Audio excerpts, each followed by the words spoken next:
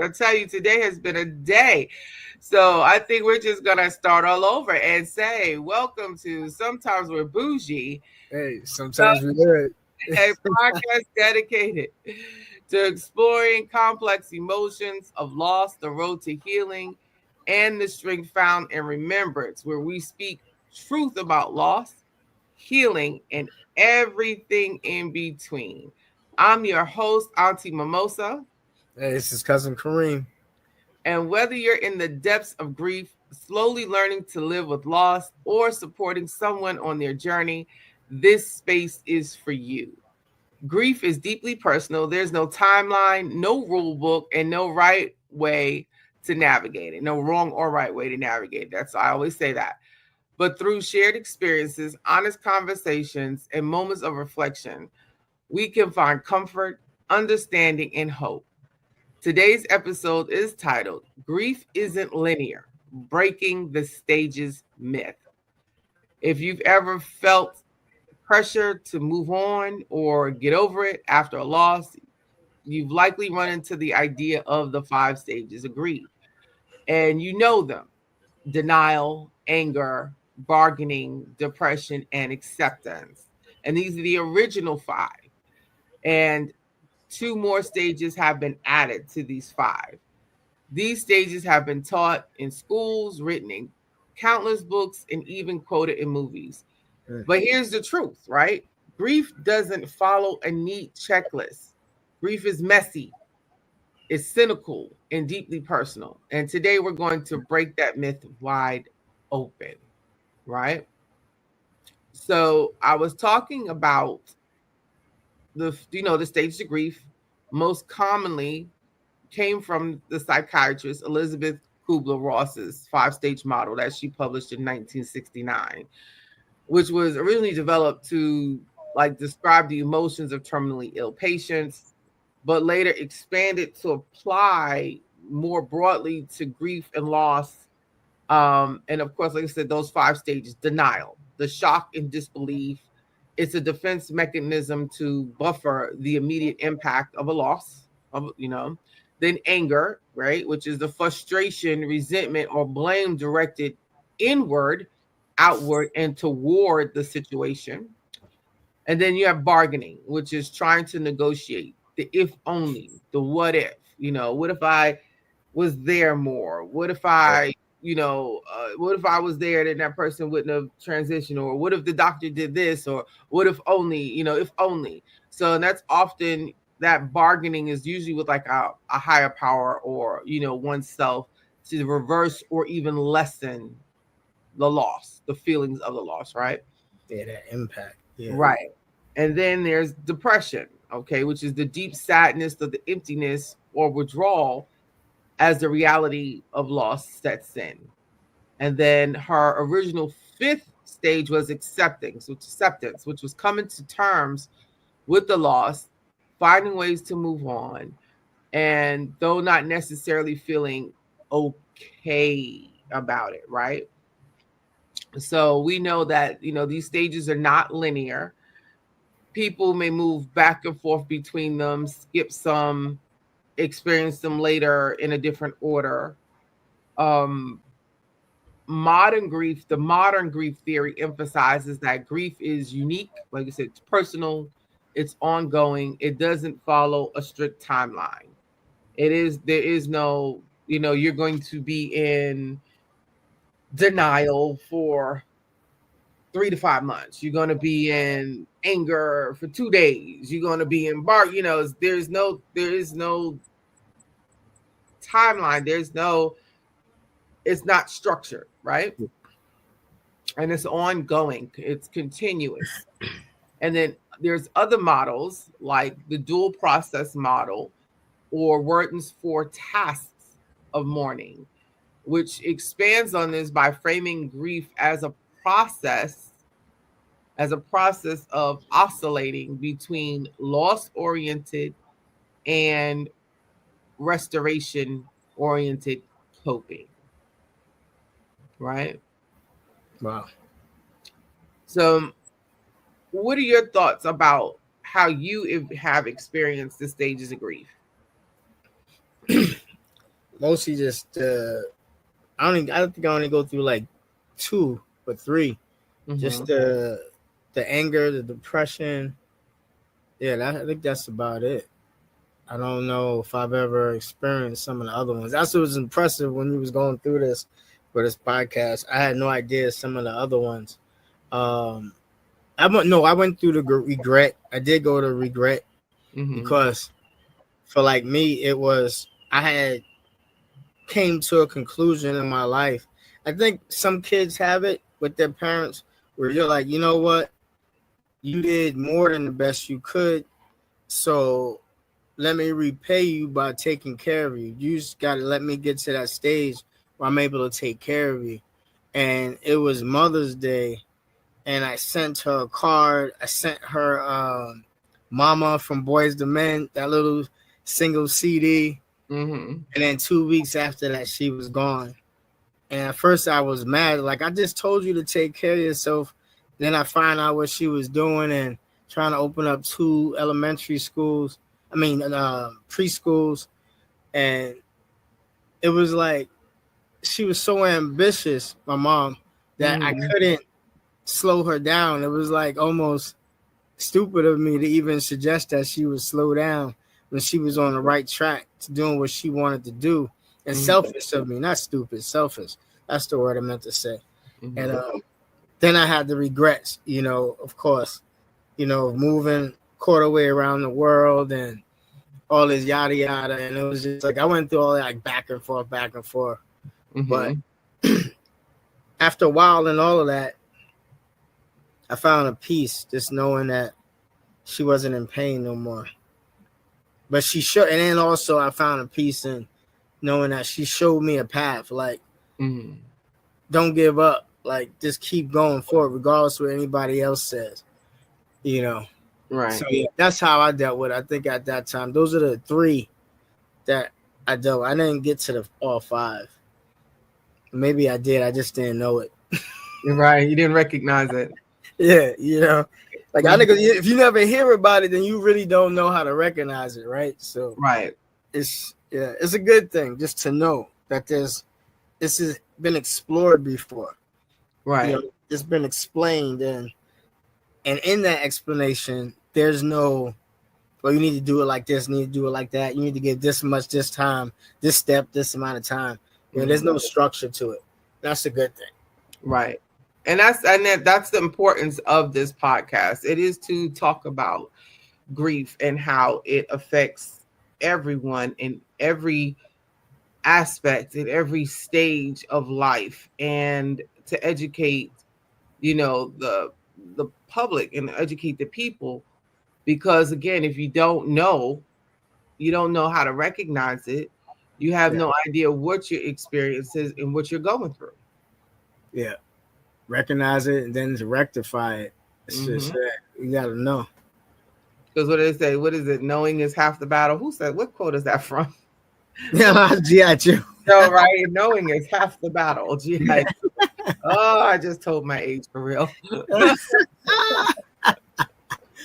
uh, I just so told good. my age for real. Yes, knowing is half the battle, right? Yeah, some cliches are stupid, like sticks and stones will break my bones, but words will never hurt me. That I is don't so. know who came up with that one, but that is the dumbest because words cut like a sword. You know what I mean? Yes, They they cut down do. to your soul. But yeah, but that one right there, that GI Joe one, that was a good one. Right? Knowing is half the battle. All right, all credits to GI Joe. That was, Yeah, yeah, but that is, and that's true. I mean, that is so true in the stage that we live in the stage that we live in now, and not even just where we are now today in society. That is one of those things that was true yesterday, today, and tomorrow. Okay, it is what they call, it's timeless, because when you are educated, when you have the knowledge about a subject matter,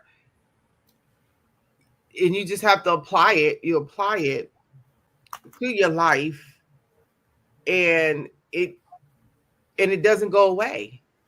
It no, never goes away, right? So yeah. It never goes away. So just to do like the comparison or give you in depth about the different models of grief, right? Yeah. Kubler-Ross originally did the 5 stages of grief in 1969. So her original focus was actually on terminally ill patients. And then later it was adapted to general loss. Okay. Mm.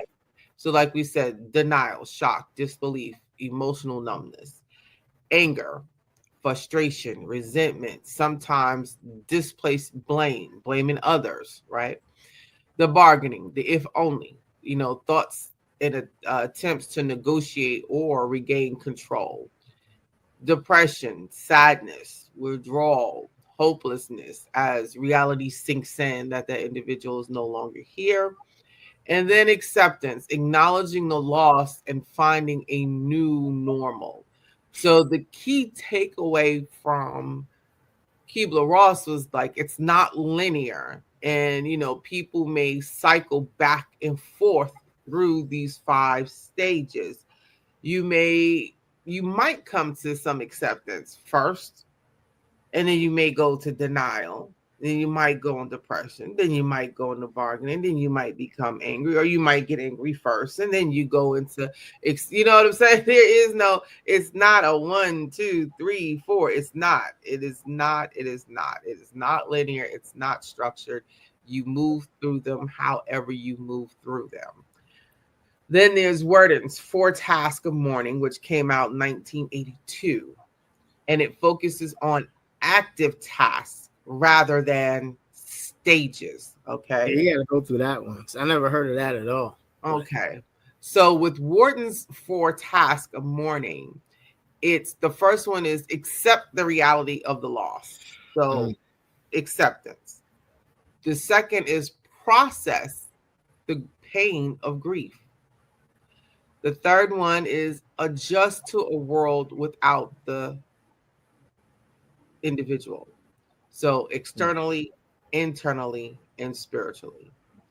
The fourth is finding an enduring connection with the individual that is transitioned, that deceased, while moving forward. And the key takeaway there is it encourages action and adjustment instead of passive movement through the stages. Okay. God. So it encourages action. So it's the application of moving through the stages, right? The third process, or the third one, is it's the dual process model of coping with bereavement. And that process was developed by Stroud and Shutt in 1999. And it views grief as an oscillation between two models: loss oriented coping and restoration oriented coping. Loss oriented coping is confronting emotions, memories, and yearning, whereas restoration oriented coping focuses on life changes, responsibility, and new roles. And the key takeaway from that is like healthy grieving requires moving back and forth between confronting and avoiding the loss. Hmm. What do you mean by back and forth? So Like it's hmm. right. So it's a healthy grieving requires moving back and forth between confronting and avoiding. So in other words, you're going back and forth between, if you were to relate that back to Keebler Ross's, you would go between the acceptance and denial. Gotcha, gotcha. It's like you would just move between those two. Yeah, I think I experienced that one. I think it Mhm. was just like the selfishness on my part to be like, but I needed more time. I want you to meet your grandkids and blah blah. And it's just like, but then I'm like, all right, well, you good. I know you better now, and thanks. And then wait, but wait, then regret for like one more thing, and then you Mhm. know, yeah. I don't know how it is. I think when you lose your mom, it's a different because that's the first person that you were in them for like 9 months, or maybe some people shorter, you Right. know. Right. But unless you were born in a test tube, but and you can't discount that now. People gonna be like, yeah, I was born in a test tube or a beaker. I don't know. Mhm. Things might change soon, but yeah, I think when you lose your mother, Mhm. it's like that was the beginning stage, and it leaves the hole Mhm. that you have to fill with something. Right. I think for visual people like me, maybe us, it's like when that hole is ripped out, when that person is ripped out, it leaves that hole, and Mhm. that void is what you deal with, knowing that you got a void there. Right. So imagine how my brain works, right? So imagine imagine yourself, right? As a solid piece of cheese. All right. What are we, Swiss? What are we, Parmesan? I mean, what are we? But that's the direction I'm going to. Like, imagine you were a solid block of cheese. And every time you lost someone you admired, loved, cared about, knew, a chunk, a hole was taken out, Mm, right? Talking about Swiss cheese, looking like Swiss cheese, right? yeah, Yeah. So then imagine, like I said, imagine what a block of Swiss cheese looked like. That slice of Swiss cheese with all the holes.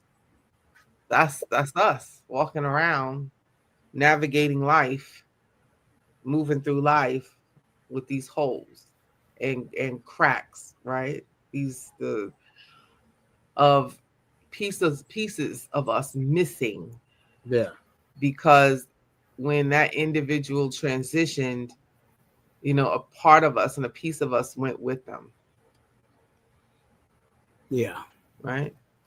You know what I was thinking of? I was thinking of this week. I was driving back from someplace, Mm-hmm. and I had this revelation years ago about trust and faith is equal, Mm-hmm. because trust is not given, it's earned. Mm-hmm. Faith is not, you don't just wake up one day and say, oh, I have faith in something that you never seen, touch, or heard.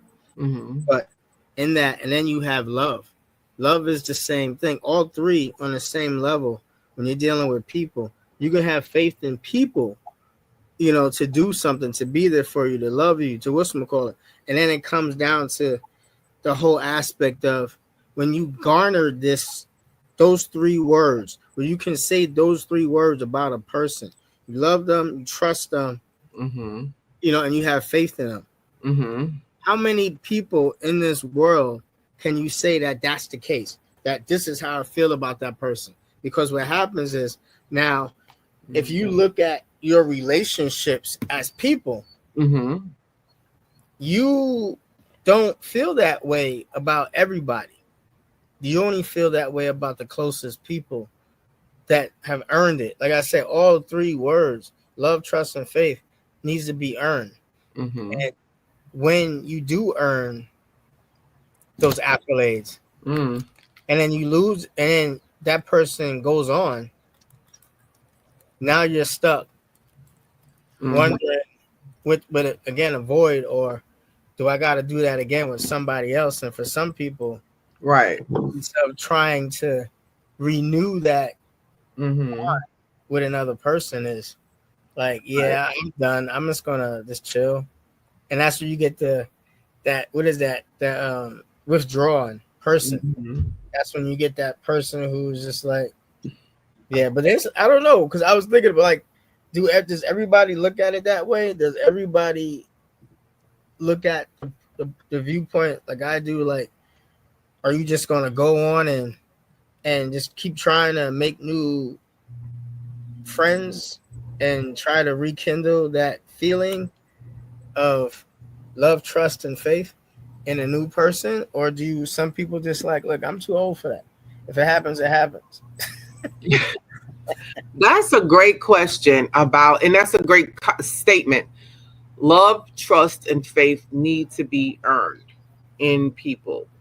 And when it comes to your immediate circle, right, and gaining new friends, I think what takes place is that as we age, like the friends we make are the friends we make, right? That Right. relationships, those relationships that we cultivate, those relationships that we nurture throughout our life, that's pretty much it, right? And the individuals that come in later, after a group, like you're not gonna have another mom. Right. That's not happening. You're not gonna have another mom. You may have a mother-like figure, right, in your life, someone that resembles a mother to you, right? Yeah. You're not going to have another grandmother, whether it's your mother's grandmother or your father's grandmother. You're not going to have another grandmother in your life. What you will have are grandmother figures in your life. If you have siblings, right? You're not going to have another sister and you're not going to have another brother. You have, those current siblings, or you have people that resemble those individuals in character, right? And in their how they move, the closeness that you become. Or Yeah. you have what we call today brother friends, sister friends, right?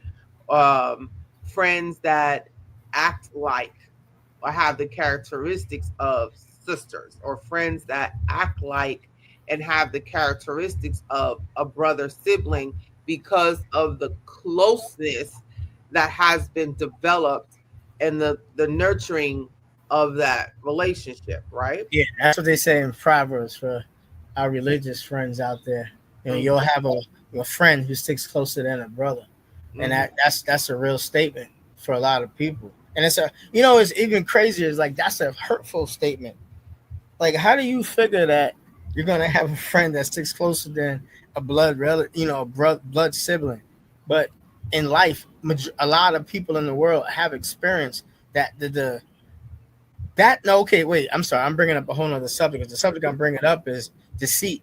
It's like when you get deceitful siblings, Mm-hmm. and now you feel like I lost my sibling.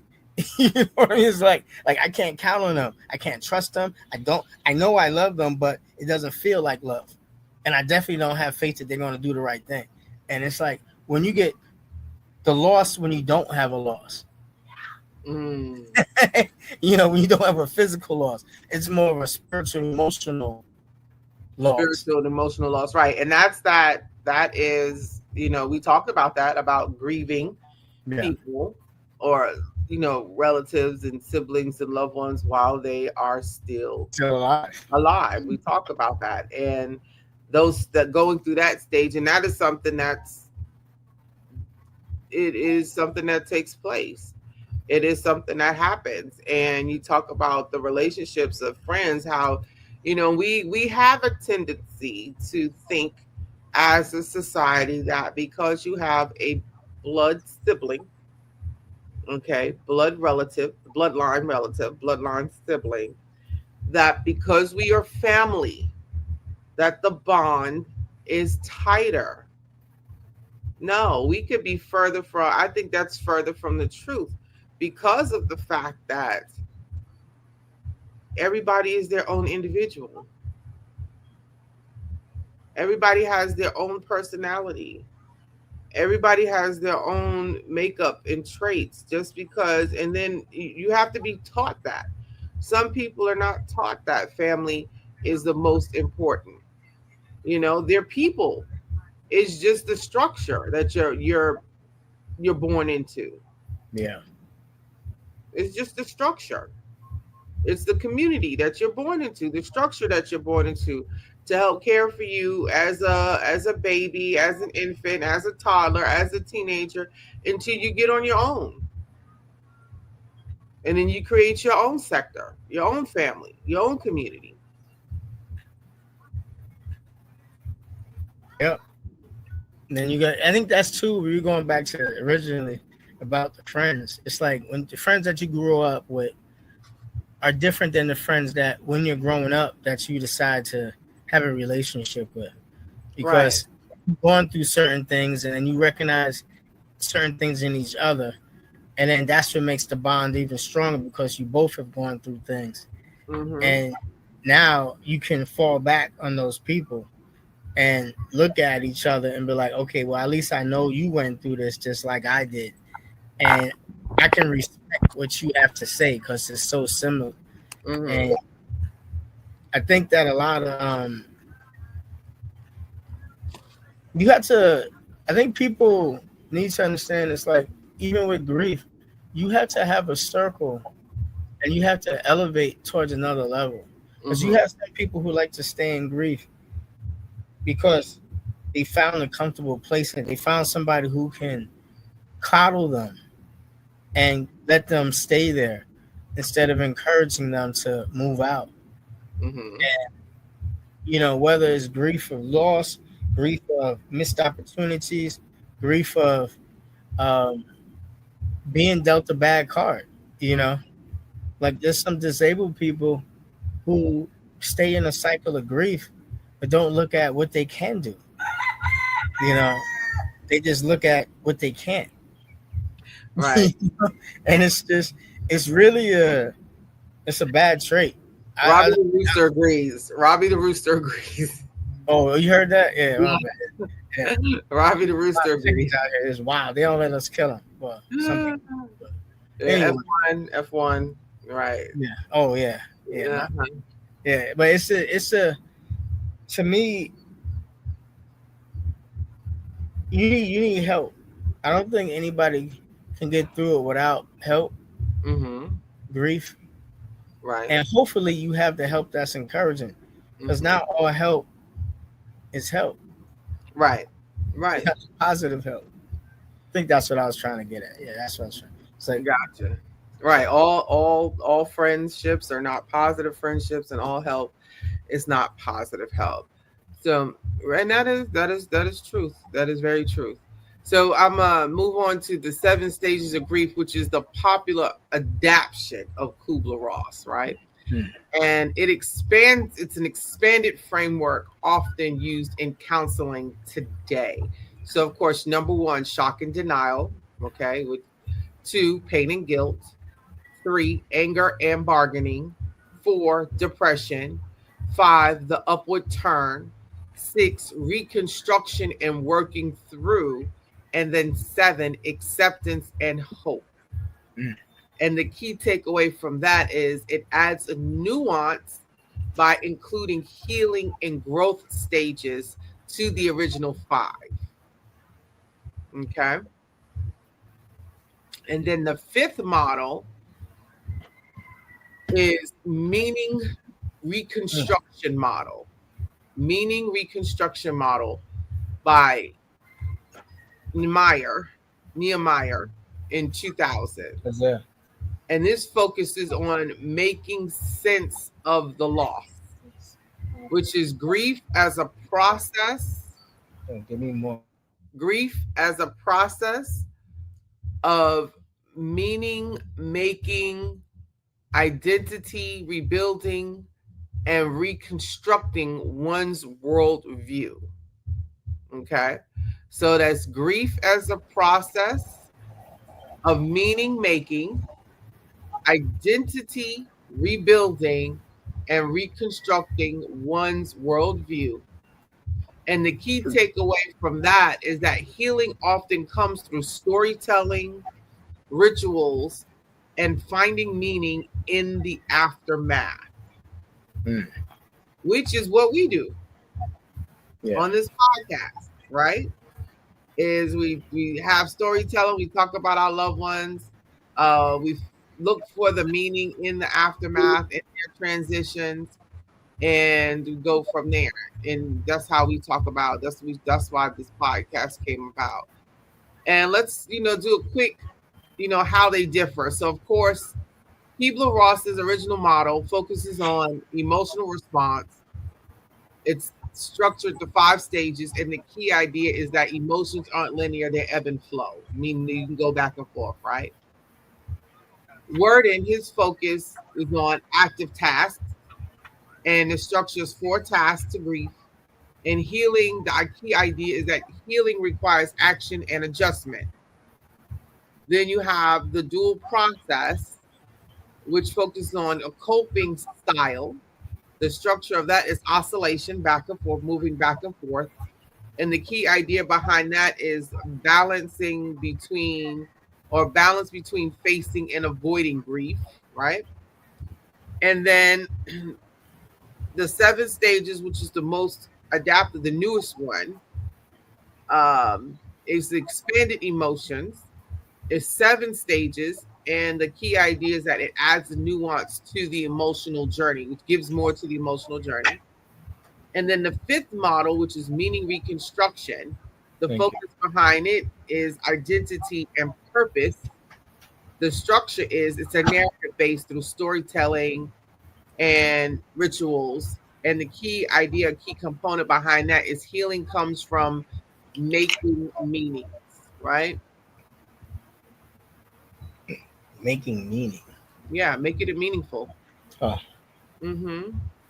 Yeah. So, the stages were meant to help us understand the emotional process of facing terminal illness, and somehow or somewhere along the way, they became an expectation for how we should grieve. Okay. And here's a question, like, have you ever felt guilty for not grieving, like, in the right order? No.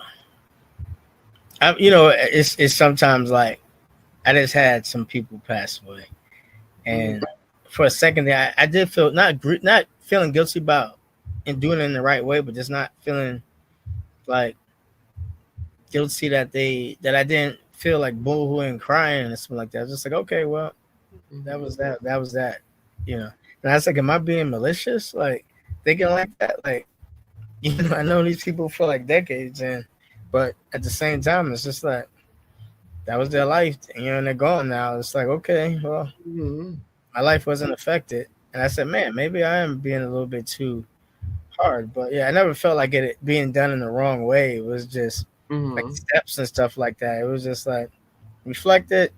Oh well, okay, and on to the next thing. Like I got, I got paperwork to do. Right. So that's the thing. That's the thing. Like when we grieve or hear news of someone transitioning, again, everyone deals with it different, and depending on where that person is in your life, like there's tears, right? For people in your life, there's tears, right? Yeah.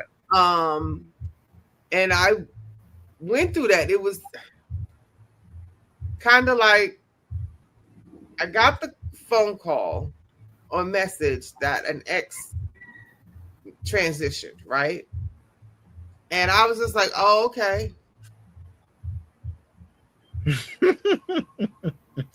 Like, yeah. Like, next subject. Right. It's like, what are we doing now? I was like, okay.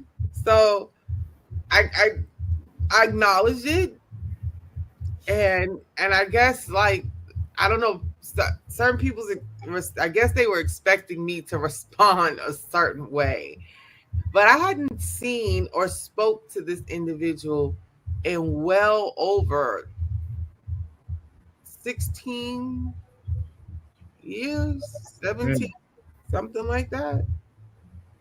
And I was just like, oh, okay. And then, and the sad part, I want to say it is sad because the individual, he was like found like a week after. I think he was deceased or, had transitioned in his home or wherever he was at and had been there for like a week before being found. Whew. Right. So I was just, I was just like, oh, okay. Sorry. See, like me, I would have been like, whoo, man, that must have like, ooh, the stench. You know what I mean? It's like that's the first thing that pops in my mind. People are like, "Why would you say that?" It's like because it's true. Right, Like after a week, ooh, what you smell that down right, the road? It's just like get it. Oof. right, Anyway, yeah, that's right. bad. That part. So yeah, no. Did I feel guilty? No. I mean, and I've had instances where I will talk about it with individuals in my circles, like, oh yeah, I got the news that you know ex transition, and they were like, oh, my condolences. I was like, no, Mm. no, don't do that. It What was does like, that word mean? I've never, can we just take a pause? Like, what does condolences mean? I don't know. You know what I mean? Like, why do people just say cliches and I've never, I'm gonna look it up. Where's my phone? I'm about to look it up now. Hold on. I I never got it. just thought about it just now. Like, what does condolences mean? Like, we just I say got stuff and we don't even know. It could mean some crazy thing. You know? No, no, no, no. So condolences means it's an expression of sympathy, compassion, or shared sorrow given to someone who is grieving after a loss, most often after the transition of a loved one. The word comes from the Latin condolere, con meaning with, dolere meaning to grieve or suffer. So literally meaning to grieve with. Hmm. So when we offer condolences, we're actually saying, I share in your pain, or I am with you in your sorrow. Hmm. Are you though? Are you? It's just like, are you really? Like, are you though? Like, That's how a are you? real question. Are you really with a person who is grieving? Exactly. Are you really sharing their pain? Are you really with them in their sorrow? So when you yeah, so people give their condolences, through spoken word. I'm sorry for your loss. My condolences. My deepest condolences. Um, they do written notes or cards or gestures, flowers. They attend the funeral or bring food and however they want to express it. Um, and it's not about fixing the loss, right? It's about just acknowledging the pain and showing support, right? That's what it is. So, but yeah, do we? That is a question. I think I want to say I believe that people are programmed to say it. They are. The program say a lot. Like this is the craziest one. Like I was watching this video, and dude is parachuting. I've been parachuting like 5 times.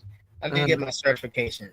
I didn't go to 6 times, but the dude is falling. Back up, see the parachute. You get the back of the parachute. The dude is back of the parachute, and he's got the head, the what do you call those things? The camera, on top of his helmet. And he's like, ah, boom. So he lands in a field, and he's like, boom, boom. You see him bounce and everything, right? He's like, oh. The other dude lands. You see him run over there. Are you all right? He's like, what the frick is wrong with you? I just fell out of an airplane. Like, how are you gonna ask that question? People are programmed to say, "Are you hurt?" I just fell out of an airplane. I'm lucky to be alive. You gonna ask me a dumb question like, "Am I hurt?" Of course I'm hurt. You know what I mean? My parachute failed. Like, what are you talking about? But we do that. You yeah. ask a dumb question. How do you feel right?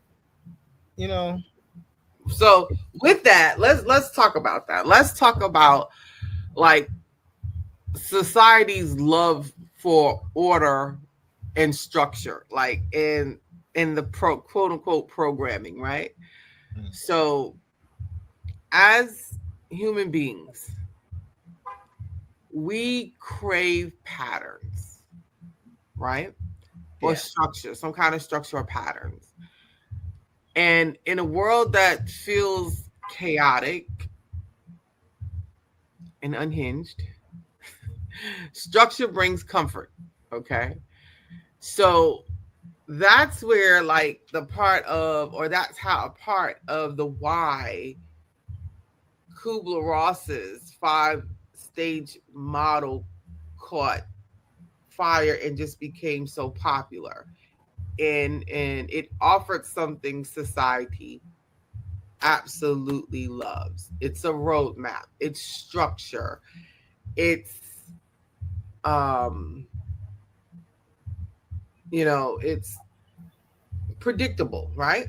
So is predictability. It's the predictability of what's going on with you.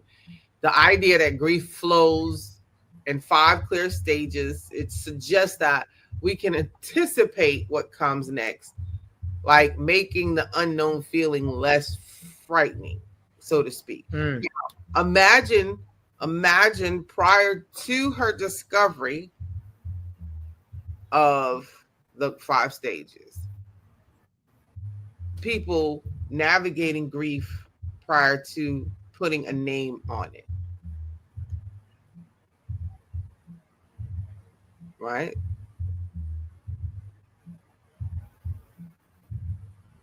What was that like? So, two, then there's, Whole bunch of control. blame. But was it really? Because I gamble to say that prior to her studies, Kubler-Ross's studies, faith in religion practices was a lot stronger than it is now. Mm. Yeah, there wasn't as many distractions as we have now. Right? So faith in religion Mm. was a lot stronger than it is now. So when someone transitioned, depending on their faith model, their religious model, right?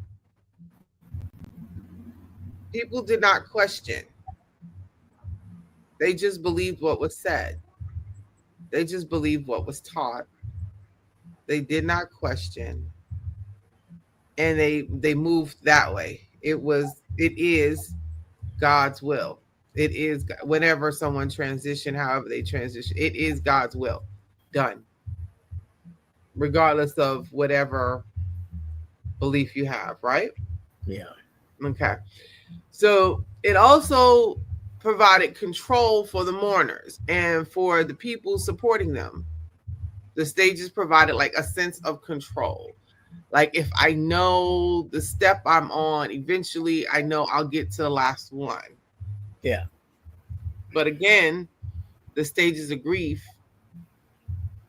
there is no last one. There is no last one because you consistently move through them Yeah. all the time. One day they may hit harder than the other. Then we talk about the cultural fit, right? Western cultural or Western culture, especially prizes progression, productivity, and timelines, right? The stages fit neatly into that mindset. Moving from denial to acceptance feels like crossing the finish line. So where we are today with Western culture, here's the start at anger. Here's the finish line, acceptance. I'm good. And no, you're not. No, you're not. No, you're not. Not by a long shot. Not you're Yeah. not. Not by a long shot. And Yeah. if you are the type of individual who is like a sharp stickler in because I don't know anybody's whose life is like this. I really don't. Um, but can you imagine being that rigid in your life, in the control of your life, that when there is a transition of a loved one, you are really monitoring your feelings to say, okay, I'm in anger. I'm in denial. You know what I'm saying? And then try and then move yourself emotionally through those stages. I saw a video about, well, it wasn't about that. It wasn't about grief, but it was about anger. And I Mm-hmm. believe there's people who crave complete self control, you know, and that's what probably leads to what she had was trying to get to about the stages, because I just went through experience where I blacked out, almost blacked out, and I let words transform me from relatively 5 on a scale of anger to like a 12, and I almost blacked out. And it was a moment of reflection, because then a couple of like 5 hours after I talked to you, talked to my brother, I realized that it was wrong what the person said, but I could have responded differently. And it's like, for me, it's my level of trying to control my anger, because it's unnecessary sometimes to get that angry. But then at the same time, there's reasons to be angry. The emotion wouldn't be there. I think people, they take for granted the fact that we have emotions. We have to, is it take for granted, or is it a matter of like really knowing how to control the emotion and Yeah, not that's what it react? is. Yeah, Is it a matter of like how not to react yeah, that's what it to? is. Instead of just letting it take over you. And I think some people, they because there's people who like to push buttons, Mm-hmm. and you have people whose buttons get pushed. And when your button gets pushed and you act in a way that is detrimental to you now, where I just put your head through a car window and now you're all scratched up, and I might go to jail for, one, um, the, the damage to the vehicle, and then two, because of, I just hurt you, Assault. assault, yeah, with the intent to, kill. And it's like, This one. Mm-hmm. yeah, so you know what I mean? So it puts you into a certain situation. And then when you get to a point where you've been through that situation, and now you're Mm-hmm. like, I'm not gonna let anybody push my buttons anymore. Or Right. like, for dudes, when a girl be like, shut up, da, da, da, da, da, da, and then you're like, yo, shut up, smack, and you're like, oh my gosh, I just smacked the woman. You know what I Mm-hmm. mean? And she hit her head on the wall. Now she got a big bruise because she's yellow, red bone. You know what I mean? She high yellow. And everybody like, oh my goodness, what happened to you? Well, what happened was, so and so came home, he was mad and he just smacked me. No, that's not what happened. You antagonized the man to the point Mm-hmm. that he had no recourse but to do what he would normally do to a dude. And still is not an excuse, but stuff happens. And then that's what happened. You got your button pushed, and the next time after you got out of jail or whatever, whatever, and you're like, I don't want to have that happen again. So that's when the request for control comes. I shouldn't Right. say, yeah, But you're you have to be in responding. control. You have to be in control of your reaction. And that's one of the biggest lessons in life that we all have to manage, right? Learning how to control our reactions to things. Do some things require extreme reaction? Do some things require mild reaction? Like, do you have to react? Do you have to respond? I got an answer to that. It's Like, like, what happens is, back ego? in the days, you would just do what you seen growing up, like older person, male, if I'm a male, older person, female, Mm-hmm. you just model yourself after that. But with the advent of TV and cable now, Mm. you get all of So, these reactions so you that you feel like don't. media? You feel Yeah, media has shifted the how we as a society control our emotions and how we react? yeah. Yeah, exactly. That's exactly what I'm saying. It's the same way with grief. You see people on TV, oh, my husband died, my wife died, and the next scene they're out in the club. You know what I mean? And it's just like, and then so if you're not a person who has strong people in your family, or you don't have a role model that is well versed in life, that's kind of a cliche in itself. But you know what I mean? Somebody that you can model who can help you through it. Like the lady who told you got 3 days. You know what I mean? If you don't have somebody like that, then you'll seek it Mm, by any means necessary. And the visual that we see by learned behavior from our parents, uncles, aunts, somebody significant in our life mm-hmm. has been replaced by media. Okay. Media has replaced the learned behavior. People are learning how to live a comical or a scripted life, you Mm, know. And when it comes to things like grief or anger or any kind of emotion, love, it, mm-hmm. you ask people what is love to you, and they'll recite a thing from a movie that they saw. Or it's that one with Tom Cruise, like you had me at whatever. You know what I mean? It's like it's like Right. this is what they think is love, and they have no idea what it is. But that the TV media has replaced learned behavior. Mm-hmm.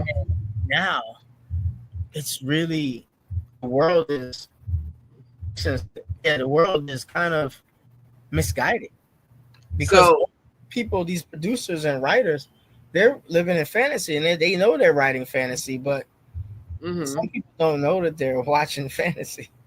Okay. So we have a comment from actually from Instagram from this is Boss Nana 09, and the comment is learning to be the master of your mind and not allowing your mind to master you.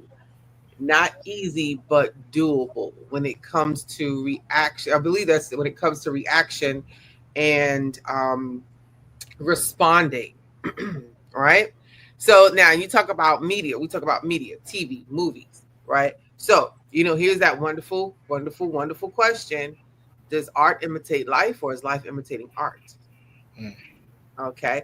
So, and I say that, I asked that question because prior to TV, right? Prior to media, how did we know? The people had bad tempers prior to media, right? Yeah, And I want to say 9 times out of 10, when a creative is creating, are they creating from their life, what they've experienced, what they see around them? Or are they creating from imagination? A lot of times, because there are times where, and this is why people, I guess, like, I'm going to say this. So, this is why people like comedians, right? Because comedians make statements, serious statements, critical statements, funny, yeah, right? That the average person cannot say. facts. That's why people like comedians and people laugh about it. A comedian can speak the truth. Comedian can speak the truth about a touchy subject. People will laugh about it and be okay with it. And that's it and move on. But back to, when it comes to society and us as individuals and how we control our reactions and control our emotions, right? Grief doesn't play by those rules. It doesn't play by the rules. Real grief is messy, it is nonlinear, and it's deeply, deeply personal. I have said it again. When society clings to order, mourners may feel pressure to grieve correctly or move on with um, move on with a set mind frame, and this the love of structure, right, can unintentionally invalidate people who are still struggling years later, or who never experienced anger or bargaining, right? So society loves order, right? We're like calendars. Um, 5-step plans. We like calendars, we like 5-step plans, and we, Kubler Ross's stages introduced to her 5 stages, so we clung to them. We clung right to them. Not because they were perfect, not because they were perfect, the perfect truth about grief, but because it gave us something neat and tidy to hold on to in a messy experience, right? And the problem is grief is anything but tidy. It is anything but tidy. Okay? It is anything but tidy. I'm going to say that again. Grief is anything but tidy. And when we try to squeeze it into a checklist, we risk making mourners feel broken if their experience doesn't match the so called stages, right? Right. So, again, with that being said, you know, we always say the same thing, Cousin Kareem and I. We always say the same thing. Grief is messy. There is no timeline. There is no rule book. There is no right or wrong way for this to go. There isn't. That's why I think that you said a point. It hit me. Maybe that's why for some people, when you've had, I think it hits when the messiness comes is you're so used, people are so used to structure in your life. You're supposed to be structured, this, structure that, structure this, and then when grief hits, nobody knows what to do, and that's when the messiness hits, and that's why people get so turned upside down because Hmm. it is messy, and the struggle is to try to um, corral that messiness, you know, and that's what maybe Keebler was trying to say. Uh, is I'm trying to give you guys a way of how to corral this unusual, unconforming mess called grief into a structural format so you can go past and move on. Because some people, they can't function after it. Some people are just like, oh, then it hits them later on. They're like, oh no. And it's like, that's my Kevin Hart verse. Oh no. And, Ah, oh goodness. but Right. but So yes, we have one more comment and then we're gonna close. So she says, Bosnana09 says, I believe people grieve from here the individual's life condition is. I believe people grieve from this is where the individual's life condition is. It may not be intentional. True. Right. Like I said, Eric, grief is messy. Excuse me. There is no right or wrong way. So to grieve, they grieve. Okay, you're saying I believe people grieve from their individual's life condition, right? Um, yeah, grief, right, and grief is not something like we always say. It's an emotional roller coaster.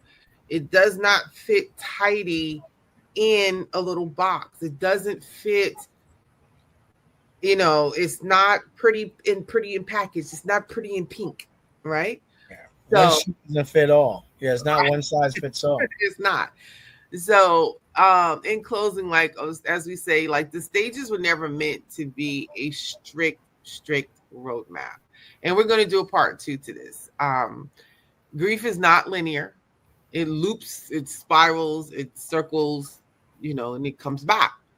And you're not broken if you don't follow the rules to Right. grieving. You're not broken, not by a long shot. And don't allow anybody to tell you that. So, wherever you are in your grief today, you are not behind. And this is an affirmation, okay? Just so to speak. It's a grief affirmation. So, wherever you are in your grief today, you are not behind. You are not doing it wrong. You are grieving as only you can. Let me say that for the people in the back one more time.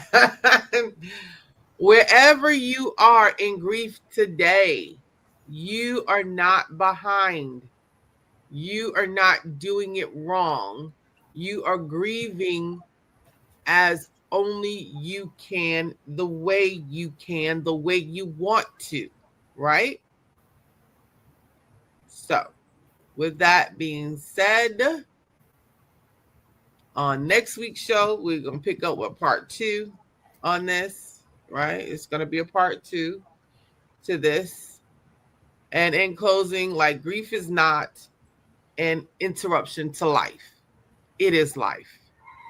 It's part of actually a love story, so to speak. If you're grieving, you're not broken. You are carrying something sacred.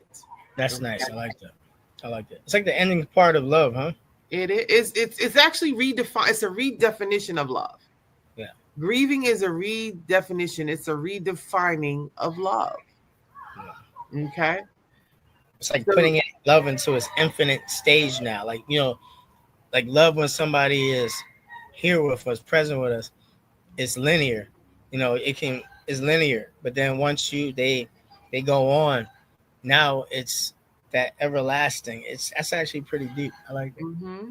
It is. It really is. So with that in mind, hold on to that. Like, hold on to that. When you feel like you're grieving, you have a moment this week and you're remembering a loved one and you're mourning, or whatever, if something triggers your grief, remember, it's an extension of love. It's a redefinition of love for that individual. And with that being said, thank you for spending time with us today on Sometimes We're Boujee, Sometimes We're Hood. If this episode helped, share it with a friend who might need it. You are not alone in this journey. There's no timeline, no right or wrong way to grieve. Honor your feelings, embrace the memories, allow space to heal in your own time. Allow yourself to know that you are not broken in this healing process. We'd love to hear from you, your reflections, your rituals, your road to healing. Connect with us on Instagram under Queen of Life Empowerment or on SBSH Grief Podcast, on Facebook at Sometimes We're Boujee, Sometimes We Hood, and on TikTok at Sometimes Boujee and Hood. Until next time, be kind to yourself, hold space for your emotions, and remember, you don't have to walk this road in silence. Your love is your light, and it still matters. Yes. Take gentle care of yourself and breathe. Have a good day. Enjoy.